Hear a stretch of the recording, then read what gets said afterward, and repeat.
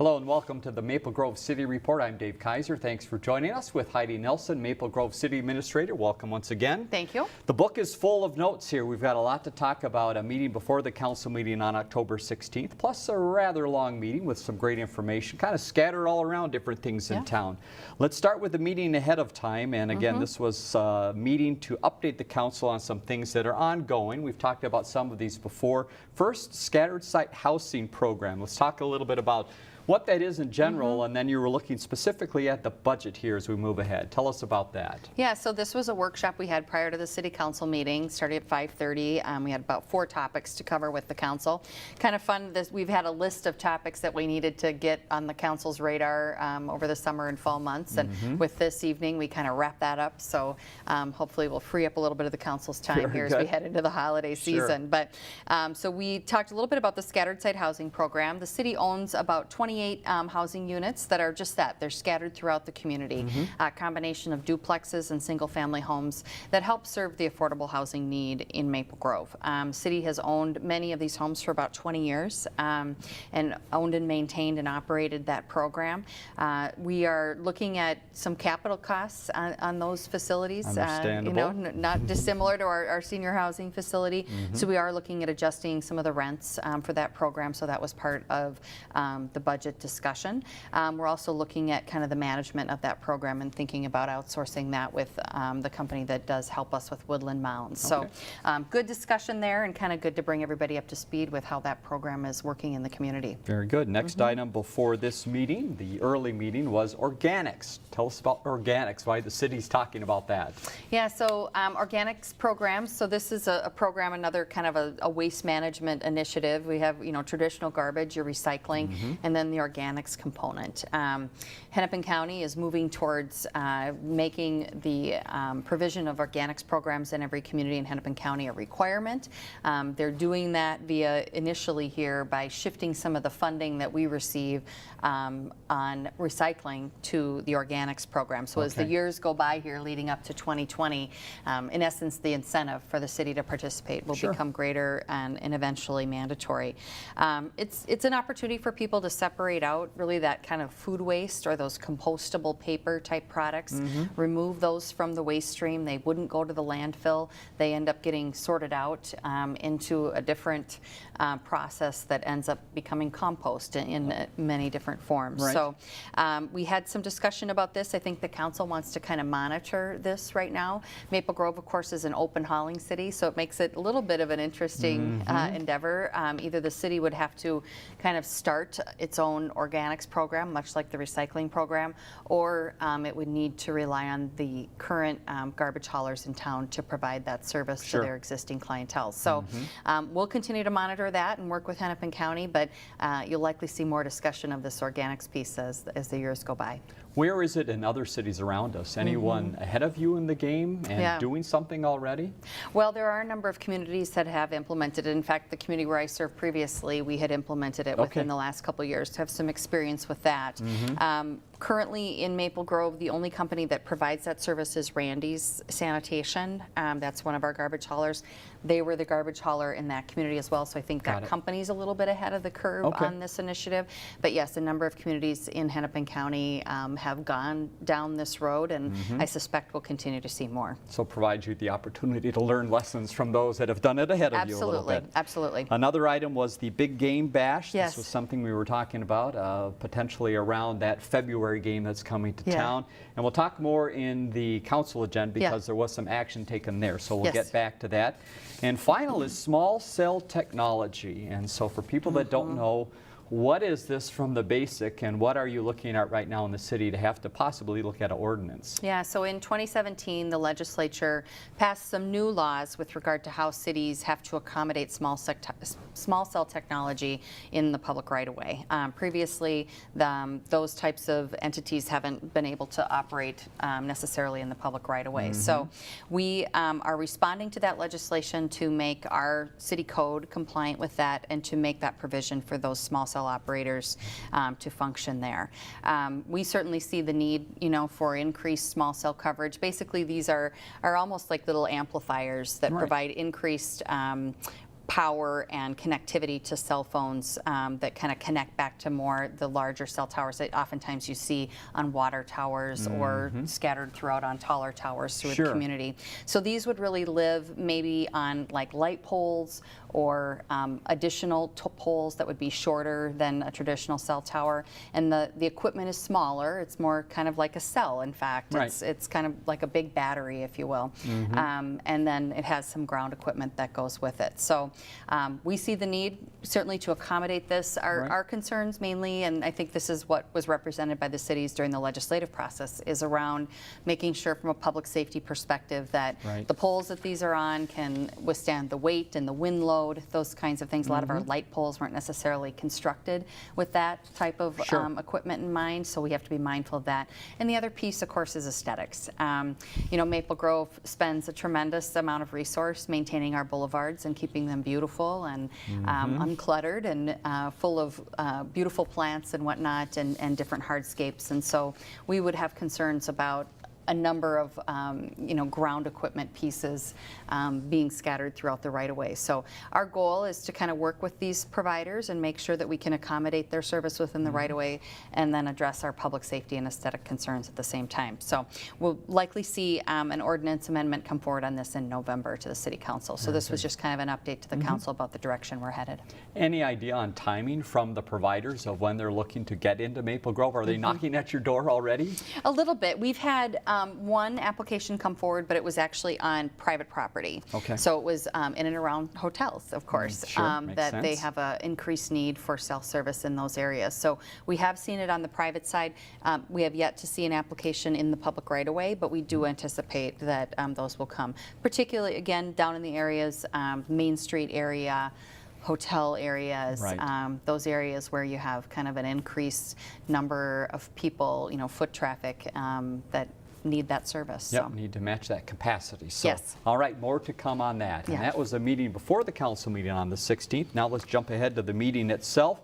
A number of items on consent that we're moving through the process, so nothing really to pull out from the consent agenda. When we get to special business, there was an update from Three Rivers. Tell us about that visit. Yeah, so Three Rivers Park District Commissioner Jennifer DeJournette came and provided an update on kind of their various parks and facilities that are and focused really on the Maple Grove area. Of course, Maple Grove is home to Elm Creek Park there, and that's kind of one of their prized possessions in the north area of Maple Grove, and provides a lot of service to the whole North Metro region. Focused a little bit on some of the trail, the Crystal Lake project that's connecting to the Grand Rounds, connects Maple Grove. So some of their key trail projects that are really kind of fitting in some of those missing segments and making for more connectivity on the trail system. So nice to hear from the commissioner and get that update for the council. Very good. Another item in public hearings related to something that's an annual work of the City Council. Yes. Having to do with delinquent things, utilities, weeds, things like that. Just give us a brief overview of why this happens each year and how it went this year compared to others. Yeah, pretty consistent this year with past years. We always see around $250,000 to $300,000 worth of delinquent utility bills in the city that we go through a process of trying to collect those, and then if we aren't able to collect those, then they do get certified to the taxes. And sometimes that's a situation where somebody's left a home or a business or something like that, and so then it eventually gets cleaned up when the taxes get paid. So this certifies them over to the tax rolls, which is a process that happens in November every year. And same for our weed and tree certifications. So this is when we're out doing work where we have to do forced mowing in a yard because of grass heights and whatnot, or noxious weeds, then we can certify that over to the taxes, and it carries through with the property. All right, one of those fun things the council has to do each year. It is done again for this year. Moving ahead, athletic fields are in discussion in the city of Maple Grove. Let's talk a little bit about some studies that are going on, and I understand the timing is very important here. Tell us what's happening. Yeah, so the council authorized staff to move forward, or park board staff actually, to move forward with some feasibility study work around some athletic field expansions. So really looking at the potential for some additional turf fields up by the high school, north of the stadium there, kind of calling it the Fernbrook Field Project at this time. And then some modification of some existing parks, both Gleason and Weaver, to expand some of the baseball facilities there. In both cases, these are projects that would be partnered with our athletic associations. Right. So in the Fernbrook Field example, that would be Maplebrook Soccer, Maple Grove Football, and Maple Grove Lacrosse would be involved with that. And then on the Weaver, of course, it would be the Baseball Association here, Omega locally. And that follows kind of that pattern of Maple Grove with that partnership with the gymnasium, the dome. ICE is that kind of 80-20 cost split on these types of projects. So those are moving forward on that notion. The timing of this was pushed a little bit in that we are applying for the Hennepin County Youth Sports Grant program, and those grant applications are due in early November. So we were kind of pushing forward here to get that going, and we'll be applying for the Fernbrook Field project for that. But more action to come forward on these. The council would need to take action to direct the park board to proceed with design on that Fernbrook project. I think that one would probably go a little bit ahead, because if we do that project, then the fields that are currently soccer over at Gleason could transition to baseball. So we would be kind of following behind with that one. So that's the need for the action at this time, and so we'll get that grant submitted, and we'll hopefully hear about that in December. All right, we'll be back with more information about that. Yep. Moving ahead, we talked earlier that there was discussion at the meeting before the council meeting about the big game bash, and now it did come up in the council agenda as well. So after the update happened earlier, then the council looked at it one more time. And what was the discussion there? What was decided? Yeah, so we had provided updates. There was a number of questions that were asked at the last council meeting. We provided feedback on some of those things with regard to parking and cancellation clauses and kind of the food and beverage percentages, that kind of thing. You know, and after much consideration, I think the council felt that this was a great model to move to the summer.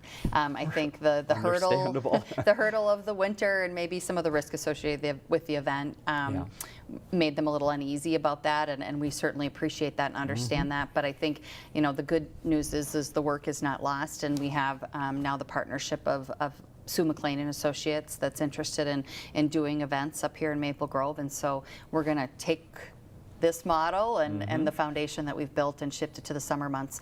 Our goal is to keep some activities in and around the time of the big game here in February. We're looking at some transit service that would provide some bus service to downtown, similar to the state fair model that we do every August. So more to come on that. And then likely some kids' family activities over at Central Park during that day, that Saturday prior to the Super Bowl. So stay tuned for that, but look forward to the summer for the concert piece. And as I understand, moving it to the summer gives you opportunity to potentially look at other partners to be a part of this. And that's a key element as far as the funding, as I understand it. Absolutely, yeah. A little more work on the sponsorships and that So should people contact you or the city in general about that if they hear this and think, that sounds like a great idea? Yes, we'd love to hear from them. Very good. All right, so opportunities to get involved in the city.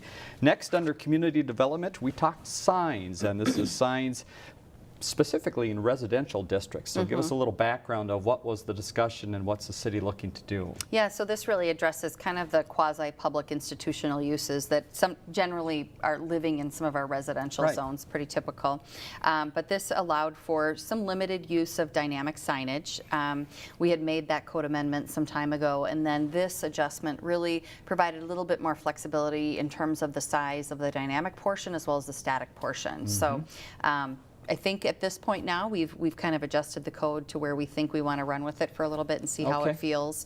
But yeah, it just provides pretty limited use of dynamic signage in the community. And when you see dynamic signs, for those that might not know, what is a dynamic sign? What's the parameters of that? Yeah, so I think what you could think about is something that has a graphic display that would change every so often. And there's rules around that in terms of in our code too about how bright it can be or how frequently it can change. You know, we don't want super bright flashing signs kind of a thing. But I think graphic signs have come a long way in the last 5-10 years just with technology and the improvements to those uses. And so I think what you'll see come forward it'll look very nice, but really kind of exploring it on a limited basis. All right, very good. One other item under community development, just something to look forward to. We've talked before about Hy-Vee North and some of that potential growth there, but there's also some growth around it that might be in the works as well. Tell us about that. Yeah, so as the Hy-Vee North store up off of 99th and Maple Grove Parkway there came forward, they had a parcel that was part of their concept plan to the east of their site that would be residential. So kind of between the University of Minnesota Health and the Hy-Vee building there. Right. So they are moving forward. They've had several meetings with staff for kind of an apartment type project there. And so we'll likely see that one come forward to the Planning Commission over the winter months. All right. A couple other final notes in the meeting, just a couple things that are coming up for us to make note of, and we'll probably talk about in the future. Park system planning and also crisis communication. Give us a preview of those. Yeah, October 26th, the Park Board and the City Council will be meeting together to kind of review where the Park Board has been on their park system plan update. This, of course, is part of our comprehensive plan update that's due to the Met Council the end of next year. So the Council will get that information about what the Park Board has learned and kind of understand where they're headed with that park system plan update for the 26th. In the middle of November, November 14th, the Council is going to be participating in some crisis communication training and work on our critical incident response. So this kind of came out of some of the incidents that have occurred in communities here in the metro area involving law enforcement, police involved incidents. And so we want to spend a little time with the Council talking about how the city responds to those pieces and would communicate about an incident if it were to occur here in Maple Grove. All right, so that wraps up the coverage of the meeting from the 16th. Again, a lot went on, and we'll give you some information at the end where you can look to the website for more information. Let's go around town, some other things happening. And one is, if you're watching us here in the early days of this airing, you're going to want to get out quickly because the market outside is coming to a close. Tell us about a little bit of a sad occasion for the summer. And it's not going to feel like October 19th tomorrow afternoon. True. It's going to be 73 and sunny or We'll something like that. So that's going to be nice. So Thursday, October 19th is our last outdoor market of the season. Hours a little bit shorter, 3 to 6 because of the sunset at this time. But this also is the night where if kids are in their Halloween costumes, they can go trick-or-treating at the vendor booth. So that's kind of fun for kids and probably a little bit healthier than what they get trick-or-treating in the neighborhoods. So it's MEA break. Weather's been great, so we're hoping to have a great turnout for that event. Very good. And then we turn to indoors on Thursday, November 2nd, and the hours therefore be 3 to 6 p.m. kind of in the lobby area of the community center. All right, so if you get those healthy treats at the market on the 19th, then you're probably okay to get the maybe not as healthy ones on the 21st. Yes. Tell us what's happening on the 21st. This is the Family Fun Halloween event. So MGCO is hosting this event at Weaver Lake Park. It's on Saturday, October 21st from 1 to 4 p.m. And that's the Maple Grove Community Organization. And they want you to register for this so they know you're coming. So mgco.org, and they have all kinds of events planned, including face painting, inflatables, crafts, bingo, a scream contest. I'm glad that's outdoors. Right. Might send my kids to that. A pumpkin roll, and then lots of games and goodies. So a fun afternoon for the family. Yeah, great annual event put on by MGCO, and so head out there and get involved. Still one more to go with the Halloween fun. How about a scary skate? How do we scary skate? So Friday, October 27th from 7:15 to 8:45 p.m. Free admission if your skater comes in a costume, $2 if they're not in a costume, and then there'll be music and prize giveaways, and that's of course at the Ice Arena at the community center. All right, still one other event, something else happening in October here before the end of the month is Fall Festival on Main Street, and I don't think, well, it does have to do with Halloween as well. All right, tell us about this and who's putting this on. We got a lot going on this fall. Yeah, it's Halloween fun. So Saturday, October 28th, the Arbor Lakes Business Association hosts the Fall Festival on Main Street, and then all the businesses, of course, will be participating in trick-or-treating. There's a costume contest and some other activities. So another fun day in Maple Grove. All right, a couple other things coming up. We want you to watch your mailbox. There's things that are coming your way from the city. What's coming in the mail soon? Yeah, we've been working hard on the new residence guide. We partner with Prime Advertising to put that production or publication together. And the great thing is we were able to use a lot of the great photos from the photo contest this year. So if you contributed to the photo contest, you're going to want to take a look at the community guide. I think it really captures the beauty of Maple Grove and its people and the services that are provided here. So looking forward to that one getting out. And then we also have the winter editions of the City Focus newsletter as well as the seasonal Parks and Recreation brochure, and those will be out in mid-November. All right, other things we want to do on the show on a regular basis, update you about job openings in the city, and one is open. Deputy Fire Chief. This is because things have been moving up the chain. Yep. So Tim Bush was promoted internally to the position of Fire Chief. He's doing a great job. Joined our leadership team, of course, at the city and getting acquainted with that process. So we're backfilling his position, Deputy Fire Chief, and those applications are due Monday, October 23rd at 4:30 p.m. And while we're talking about the fire department, let's talk about a program that's available, especially for seniors in the community. Tell us about the Senior Smoke Alarm Program and how the fire department is looking for people that would take a little advice and maybe a little help. Yeah, so for those that are age 60 and older, the fire department will assist them with checking or replacing their smoke alarm in their home. And so they provide change-out batteries for free that are less, for smoke alarms that are less than 10 years old. So you can give a call over to the fire department. Our new fire prevention specialist, she came on board earlier this year. Her name is Bethany Brunsell, and you can reach her at 494-6096, or you can just give a call to City Hall too, and they'll get you directed there. So this is a free service that's available to our senior residents. Yeah, and important this time of the year, obviously, with people spending a little more time inside and cooking up that furnace inside. Yes. Let's move to the community center. A few things happening there. One is the parking lot. Done? It's done. Yay! And it's open, and it's nice. Yeah, they did a great job. So the golf cart is gone now? The golf cart is gone. And Chuck was telling me at our staff meeting earlier this week that they did over 2,500 rides on the golf cart. They probably got used to it, right? Yeah. They're going to say, where did it go? Yeah, everybody's going to want that to stay in place. So construction on the parking lot is done. It's back open.